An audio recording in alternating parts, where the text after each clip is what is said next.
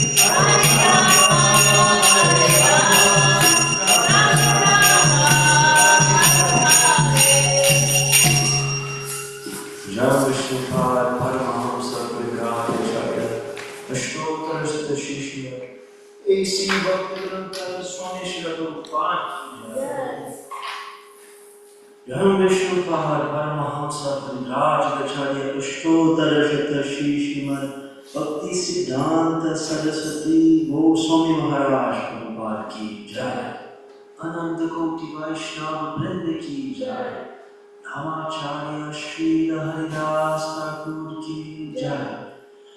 प्रभु श्री कृष्ण चैतन्य प्रभु नित्यानंद श्री अद्वैत राधा श्री सरि गौर भक्तवृंद की जय।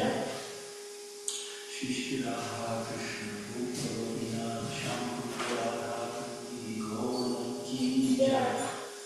वृंदावन की जय, राधिका की जय, मथुरा की जय, जगन्नाथपुरी धाम की जय, भक्ति देवी की जय, तुलसी देवी की जय, यमुना माई की जय, गंगा माई की जय, समवेत भक्त वृंद की जय। All verses on devotees, all verses on devotees, all verses on devotees, all verses Shri Shri Guru Gauranga.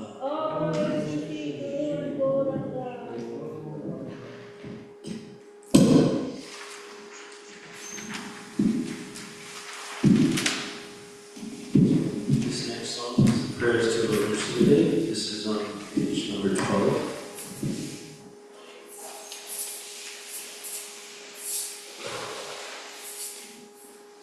Namaste, Namaste, Mahaya. Namaste, Namaste, Mahaya.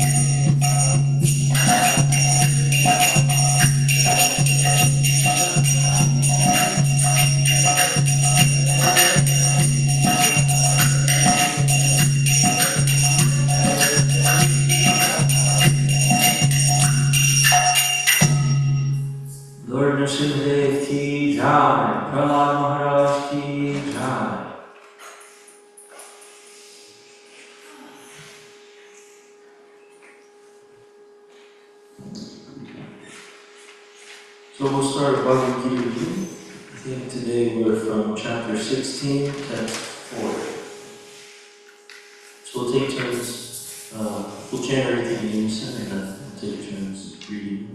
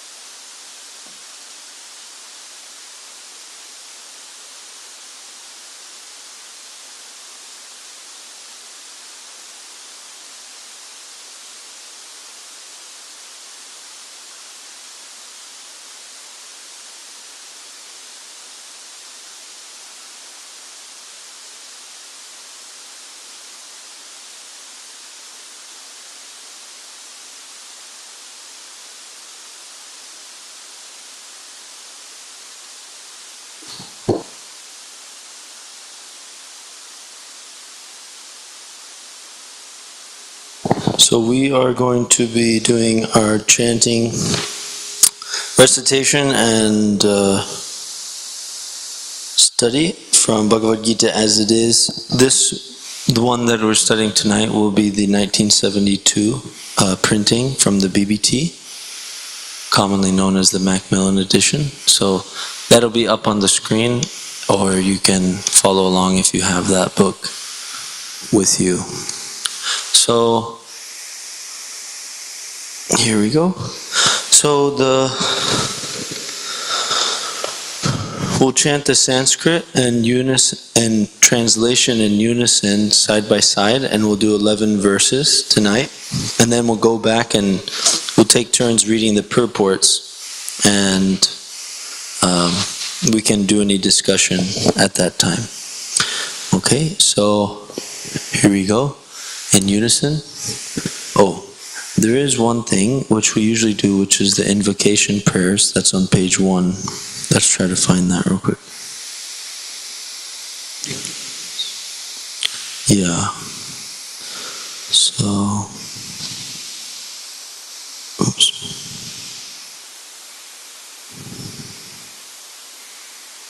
Okay, so this is on page 1, or it's on the screen if you're online. So it goes Sanskrit.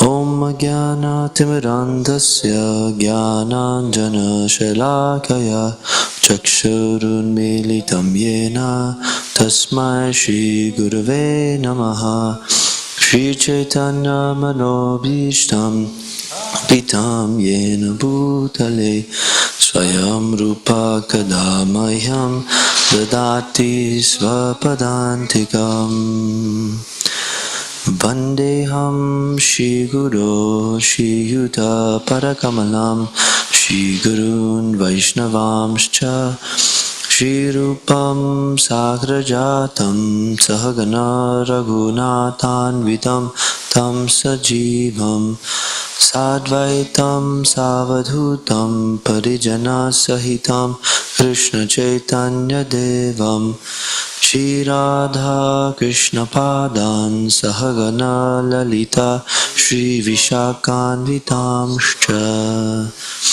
He Krishna Karuna Sindhu Dinabandhu Jagatpade Gopesha Gopika Kanta Radha Kanta Namostute Tapta Kanchana Gaurangi Radhe Vrindavaneshwari Vrishabhanu Sute Devi Pranamami Hari Priye Pancha Kalpa Tarubhyascha Kripa Sindhu Be'evacha Patitanam Pavanebhyo Vaishnavebhyo Namo Namaha Shri Krishna Chaitanya Prabhu Nityananda Shri Advaita Gadadhar Shivasari Gaura Bhaktavinda Hare Krishna Krishna Krishna Hare Hare Hare Rama Rama Rama Hare Hare.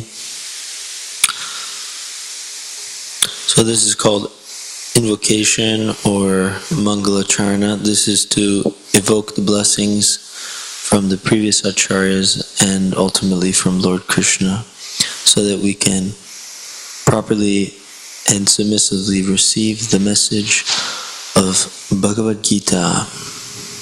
So we'll be beginning from chapter 16, and today we're starting from text number 4.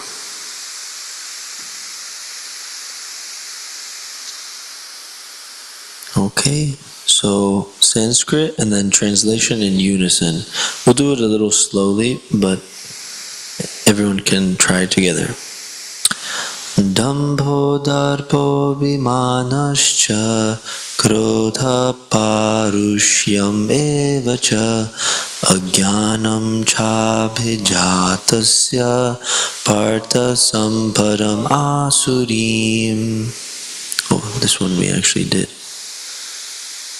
Arrogance, pride, anger, conceit, harshness, and arrogance. These qualities belong to those of demoniac nature, O son of Pritha. Yes, so we did look at that one too. So text 5.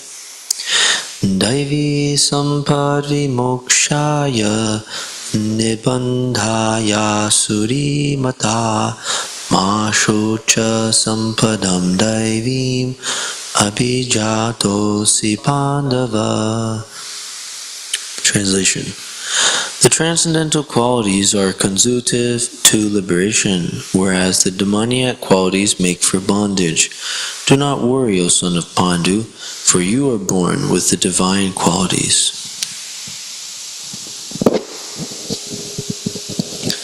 Text 6.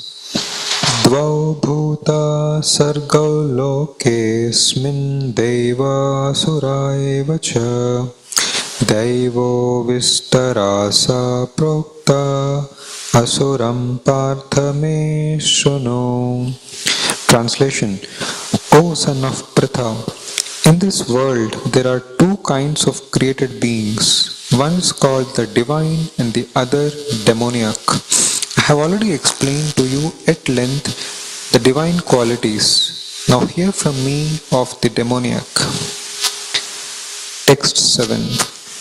Pravrittim cha nivrittim cha janana vidurasuraha na shaucham na pichacharo na satyam teshu vidyate. Translation. Those who are demoniac do not know what is to be done and what is not to be done. Neither cleanliness nor proper behavior nor truth is found in them.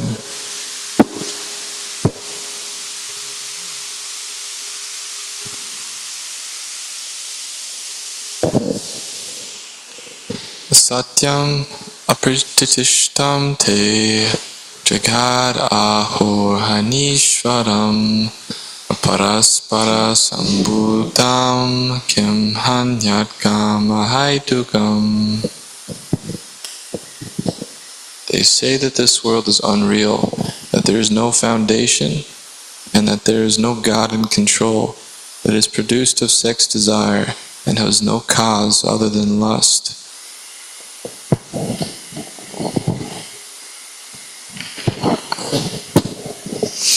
Etang drishtimivaśtabhya nashtatmanul pabudhaya prabhavantu gurakarmanaha jayaya jagato hitaha. Translation. Following such conclusions, the demoniac who are lost to themselves and who have no intelligence engage in unbeneficial, horrible works meant to destroy the world. Report. No.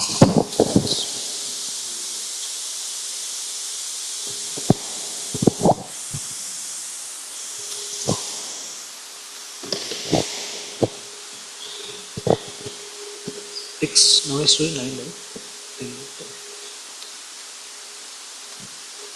Hare Krishna. Yeah, 10. Kamam arashtaya dusparam dambhava mana madani vita mohat girti vasdabrahan pravatante tuche vrata. The demonic taking shelter of insatiable lust, pride, and false prestige, and being thus illusion, are always sworn to unclean work, attracted by the impermanent. Nice.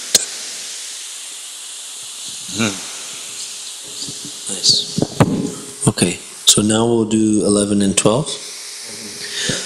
Chintama priyameyam cha pralayantam upashrita kamo bhoga parama etavad iti nishchita asha pasha shatar bardha kama krodha parayana ihante kama bhogartam anyayenartha sanchayan.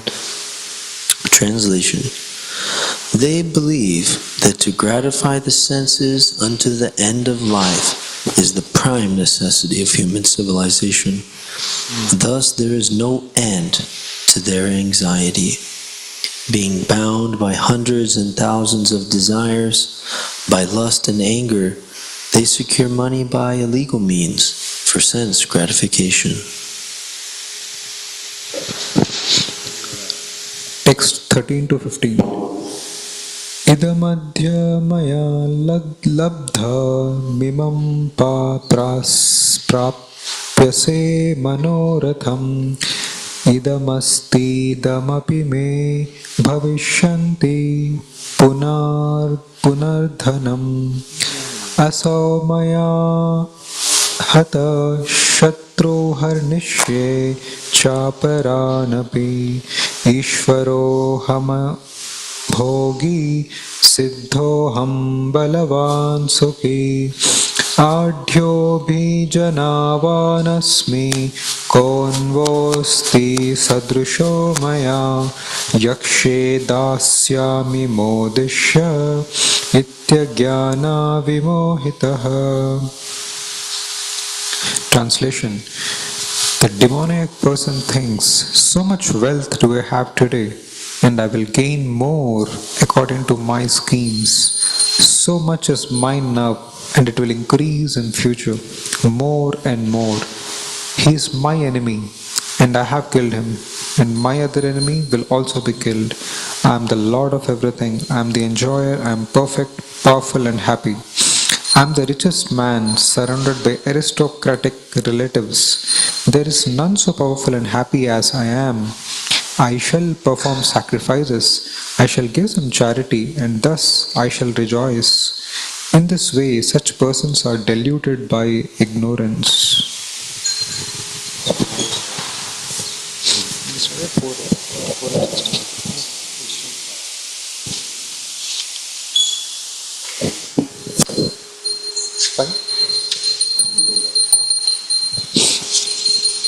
Hare Krishna. So we can go back to text 5, and now we will read the translation and the purport. So text 5 on the screen. The transcendental qualities are conducive to liberation, whereas the demonic qualities make for bondage. Do not worry, O son of Pandu, for you are born with the divine qualities. Purport by A.C. Bhaktivedanta Swami Prabhupada. Srila Prabhupada ki jai. Lord Krishna encouraged Arjuna by telling him that he was not born with demoniac qualities. His involvement in the fight was not demoniac because he was considering the pros and cons. He was considering whether respectable persons like Bhishma and Drona should be killed or not. So he was not acting under the influence of anger, false prestige, or harshness. Therefore, he was not of the quality of the demons. For a Kshatriya, a military man, shooting arrows at the enemy is considered transcendental, and refraining from such a duty is demoniac. Therefore, there was no cause for Arjuna to lament. Anyone who performs the regulated principles of the different orders of life is transcendentally situated.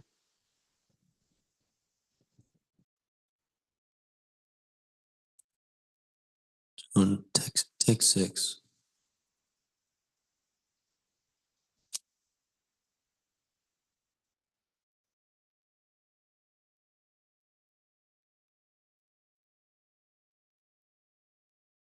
One second. This one is 3. So, text 6. Translation. O son of Pritha, in this world there are two kinds of created beings. One is called the divine, and the other demoniac. I have already explained to you at length the divine qualities. Now hear from me of the demoniac. Purport. Lord Krishna, having assured Arjuna that he was born with the divine qualities, is now describing the demoniac way. The conditioned living entities are divided into two classes in this world. Those who are born with divine qualities follow a regulated life. That is to say, they abide by the injunctions in scriptures and by the authorities. One should perform duties in the light of authoritative scripture. This mentality is called divine. One who does not follow the regulative principles as they are laid down in the scriptures and who acts according to his whims is called demoniac or asuric. There is no other criterion but obedience to the regulative principles of scriptures. It is mentioned in Vedic literature that both the demigods and the demons are born of the Prajapati. The only difference is that one class obeys the Vedic injunctions and the other does not. So just a small comment. We've been hearing in the Bhagavatam how so many different aspects of the material creation were born from Brahma's different mouths or from Brahma. And he is known there as the Prajapati. Praja means one's dependence. So the Pati is the father. So he is the father of all the dependents and in the whole world, because he is materially the father of every living entity. So these two classes come from him, and this is further described in the Bhagavatam, which there's different other Prajapatis who had many children, and Diti and Aditi were some daughters that from each different mother come the two groups of beings. So, I'm not sure. Diti and Aditi. So, that's somewhere explained in the Bhagavatam. We haven't gotten to that point yet. So, now we'll do text 7.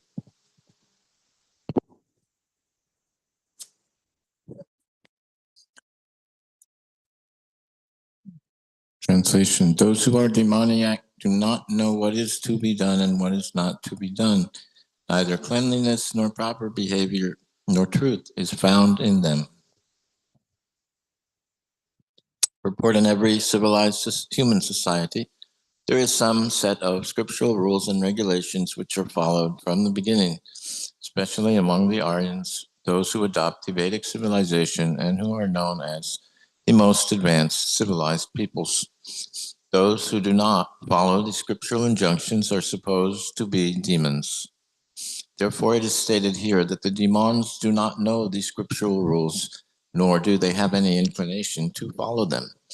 Most of them do not know them, and even if some of them know, they have not the tendency to follow them. They have no faith, nor are they willing to act in terms of the Vedic injunctions. The demons are not clean, either externally or internally. One should always be careful to keep his body clean by bathing, brushing teeth, changing clothes, etc. As far as internal cleanliness is concerned, one should always remember the holy names of God and chant Hare Krishna, Krishna Krishna, Hare Hare, Hare Rama, Rama Rama, Hare Hare. The demons neither like nor follow all these rules for external and internal cleanliness. As for behavior, there are many rules and regulations guiding human behavior, such as the Manu Samhita, which is the law of the human race. Even up to today, those who are Hindu follow this Manu Samhita. Laws of inheritance and other legalities are derived from this book. Now, in the Manu Samhita, it is clearly stated that a woman should not be given freedom. That does not mean that women are to be kept as slaves, but they are like children. Children are not given freedom, but that does not mean that they are kept as slaves. The demons have now neglected such injunctions, and they think that women should be given as much freedom as men. However, this has not improved the social condition of the world. Actually, a woman should be given protection at every stage of life. She should be given protection by the father in her younger days, by the husband in her youth, and by the grown-up sons in her old age. This is proper social behavior according to the Manu Samhita. But modern education has artificially devised a puffed-up concept of womanly life, and therefore marriage is practically now an imagination in human society. Nor is the moral condition of women very good now. The demons therefore do not accept any instruction which is good for society, and because they do not follow the experience of great sages and the rules and regulations laid down by the sages, the social condition of the demoniac people is very miserable.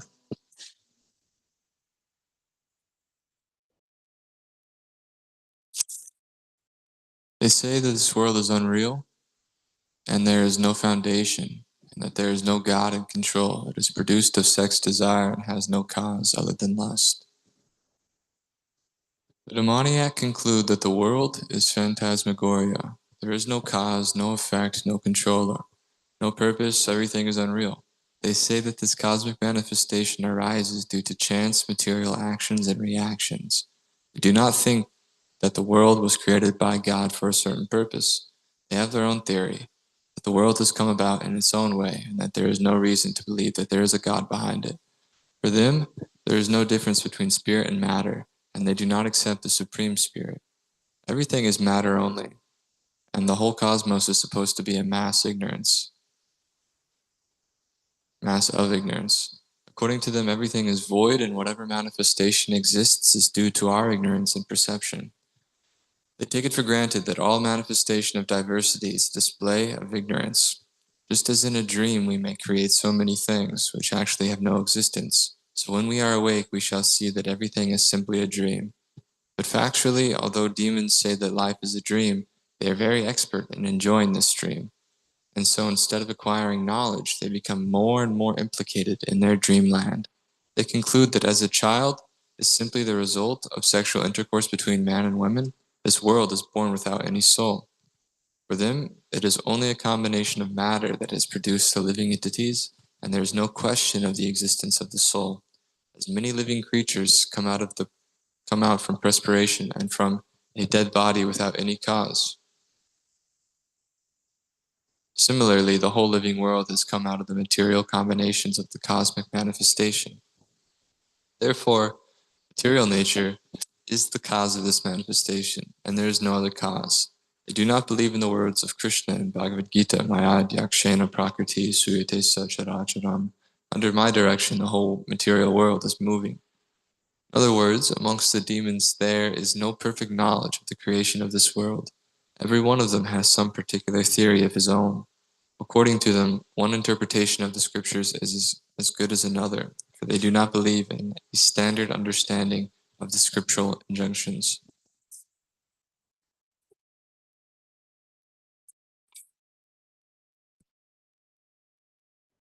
So, small comment. Prabhupada oftentimes speaks about how he or other devotees might be criticized for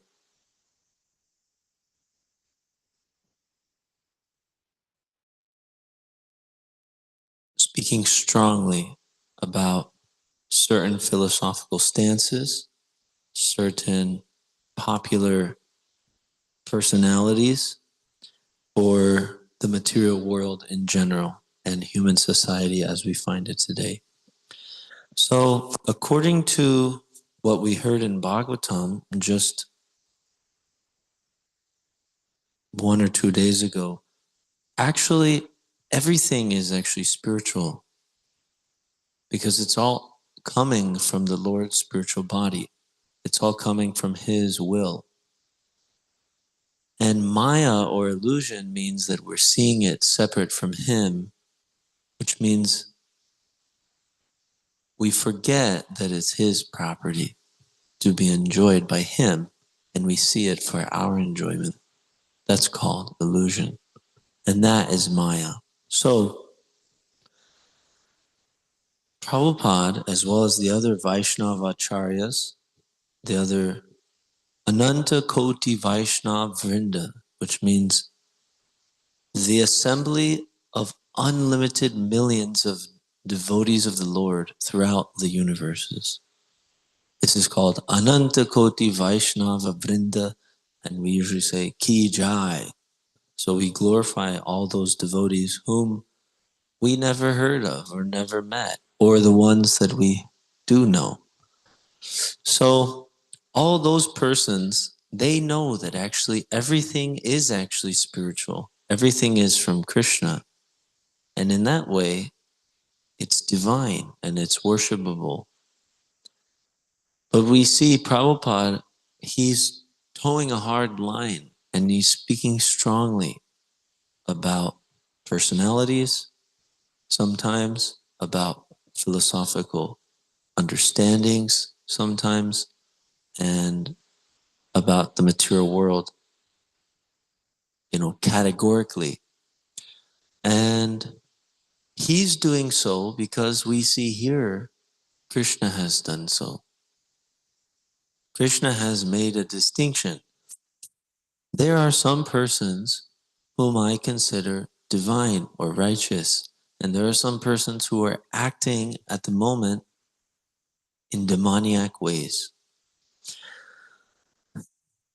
Krishna, as well as the acharyas following in his footsteps, they speak like this to protect their dependents. So we, in our current conditioned state, are all like children, and we can easily get into trouble in this material world. Therefore, the Father, Lord Krishna, he tells us exactly what it means to get in trouble. Without being instructed, it's not possible for a child to understand clearly.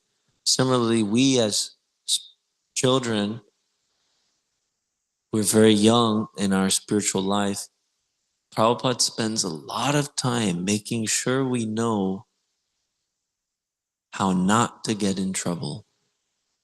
And some may find it distasteful but if one pays close attention, then they don't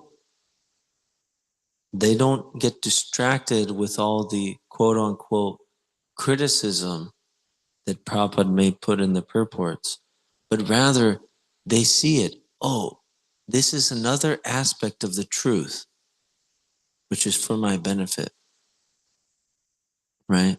And the other side, he also puts in the books that actually everything is coming from God and it is spiritual, but one has to develop that consciousness and service attitude to actually engage with the world on that elevated platform.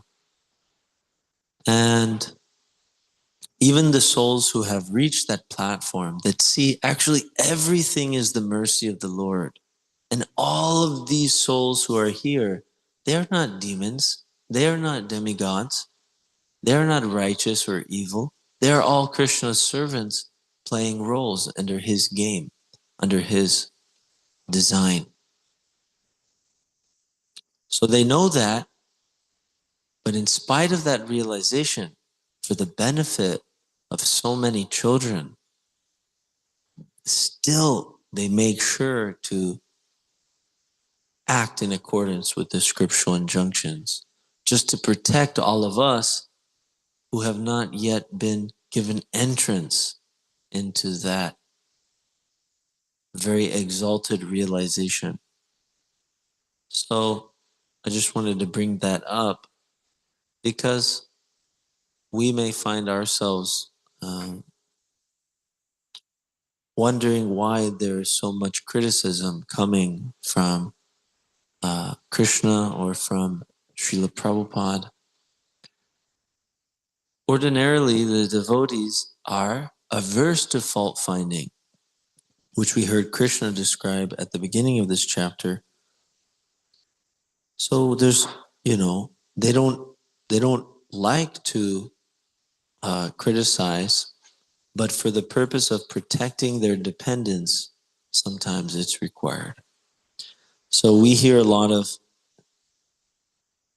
strong words which deprecate the philosophy which we find all over the material world. And by our long time association with the material world and their philosophies, we also harbor some of the remnants of these philosophies. And therefore, it's so important for Prabhupada to make sure that we know we have some parts of our understanding to trade in for the devotional understanding coming from the Bhagavad Gita and from the Vedas. So that's my comment. Thank you for tolerating. So now we will go to text 9.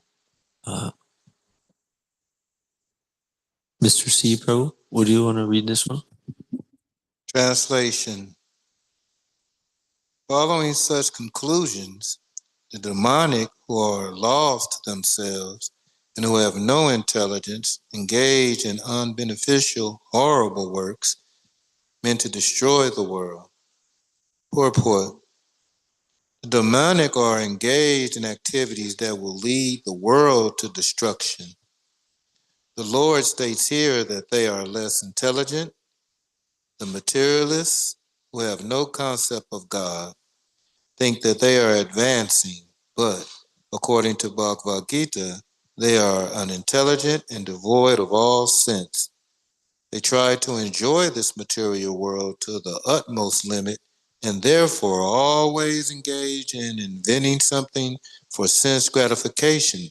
Such materialistic inventions are considered to be advancement of human civilization, but the result is that people grow more and more violent and more cruel, cruel to animals and cruel to other human beings. They have no idea how to behave towards one another. Animal killing is very prominent amongst the demonic people. Such people are considered the enemies of the world because ultimately they will invent or create something which will bring destruction to all. Indirectly, this verse anticipates the invention of nuclear weapons. Of such, the whole world is today very proud. At any moment, war may take place, and these atomic weapons may create havoc. Such things are created solely for the destruction of the world, and this is indicated here due to godliness. Such weapons are invented in human society. They are not meant for the peace and prosperity of the world.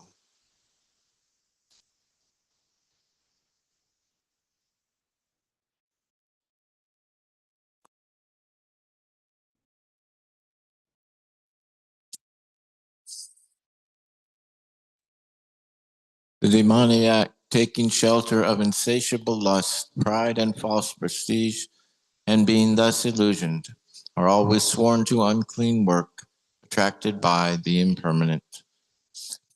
Purport. The demoniac mentality is described here. The demon's lust is never satiated. They will go on increasing and increasing their insatiable desires for material enjoyment. Although they are always full of anxieties on account of accepting non-permanent things, they still continue to engage in such activities out of illusion. They have no knowledge and cannot tell that they are heading the wrong way. Accepting non-permanent things, such demoniac people create their own God, create their own hymns, and chant accordingly. The result is that they become more and more attracted to two things: sex enjoyment and accumulation of material wealth. The word shuchi rataha, unclean vow, is very significant in this connection. Such demoniac people are only attracted by wine, women, gambling, and meat eating.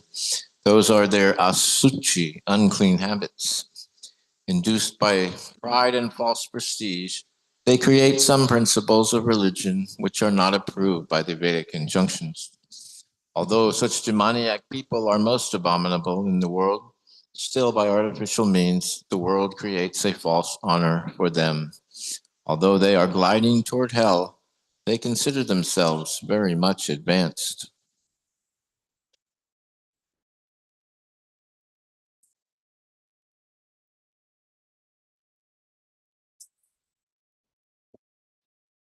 Text 11 and 12, translation. They believe that to gratify the senses unto the end of life is the prime necessity of human civilization. Thus, there is no end to their anxiety. Being bound by hundreds and thousands of desires, by lust and anger, they secure money by illegal means for sense gratification. Purport. The demoniac accept that the enjoyment of the senses is the ultimate goal of life, and this concept they maintain until death. They do not believe in life after death, and they do not believe that one takes on different types of bodies according to one's karma or activities in this world.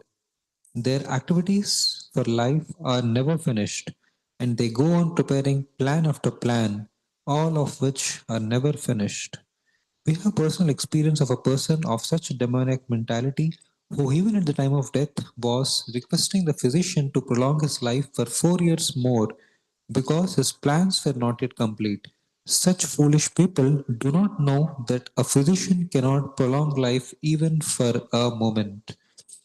When the notice is there, there is no consideration of the man's desire. The laws of nature do not allow a second beyond what one is destined to enjoy.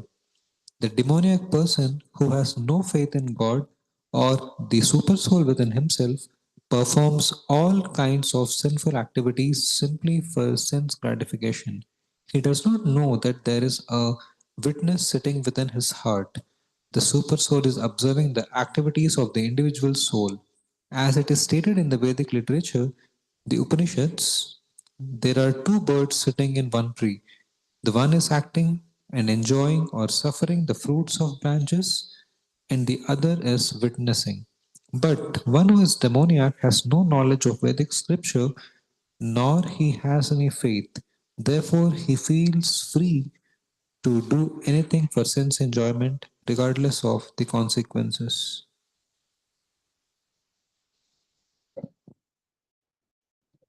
Okay, so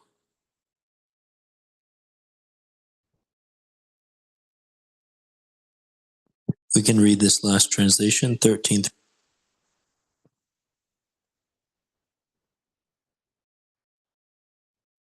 Would you read it, Mr. C, for us?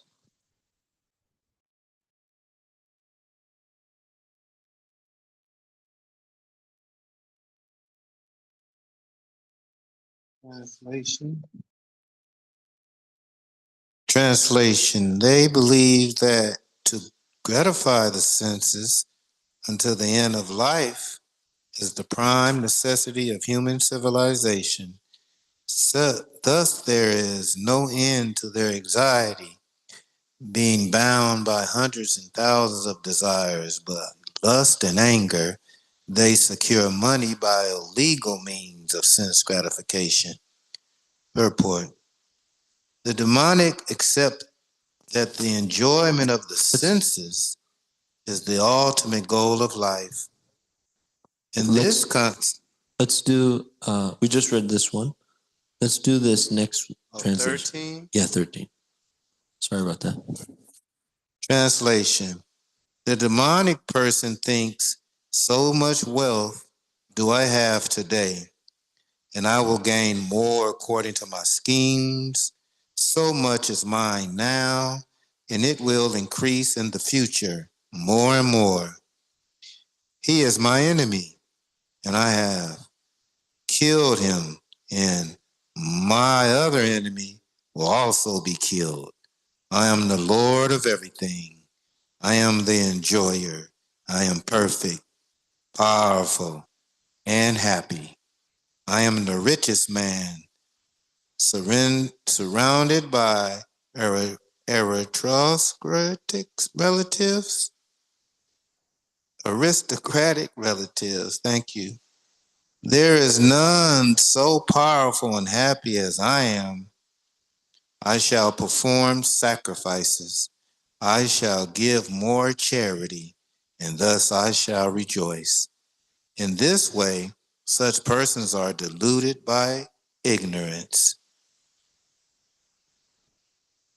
So that completes the 11 verses for today. So maybe we can take just the next few moments. Everybody can share a little reflection from today's verses from their personal realization. Mridanga Prabhu, would you like to start?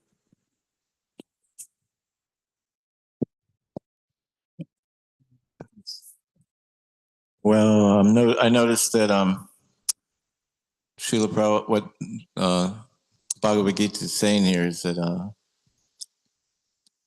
the results of lust and greed are unlimitedly unbeneficial for oneself and also the rest of society. And a civilized society has to follow divine injunctions based upon scripture rather than allow demoniac qualities to control their behavior.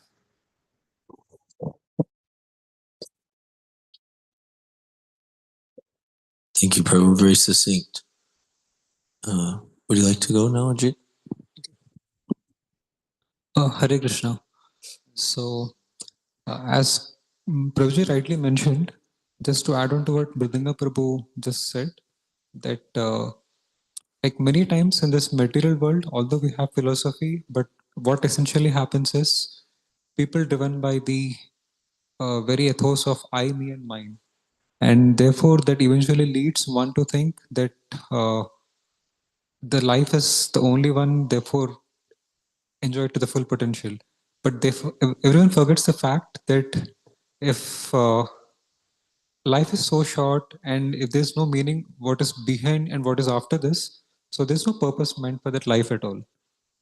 But instead, if you look at the scriptural injunction, it correlates with the very essence of the fact that this life is not the only life. We had lives in the past, we will have lives in the future. Everything is determined based on the consciousness what we maintain. So that gives much more tangible and a meaningful way how we can correlate our past and also look forward for a better future. So rather, it gives us a better inspiration to think about a long-term realistic solution rather than being just focused on a short-term pleasure, I would say.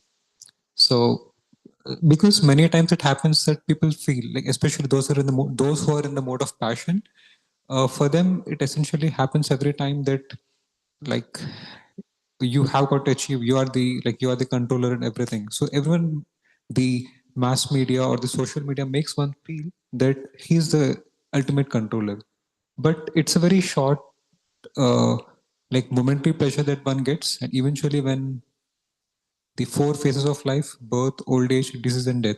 When old age arrives, when disease arrives, then all these plans they just burst out. They do not make any sense. It might essentially be good when one is energetic, but eventually one has got to go through all the phases of life: birth, old age, and disease and death. When these things encounter, that's when the plans and the ideas one which had, they eventually become shapeless. But instead, if we trust and put our faith in the scriptures and shastras, that's when essentially we gain a holistic understanding, which not just relieves us of the pain, but also gives us a right purpose with which we can take the journey of life forward. Hare Krishna. Okay, so we ran out of time for the class. Thank you very much, devotees. All glories to Bhagavad Gita. Hare Krishna.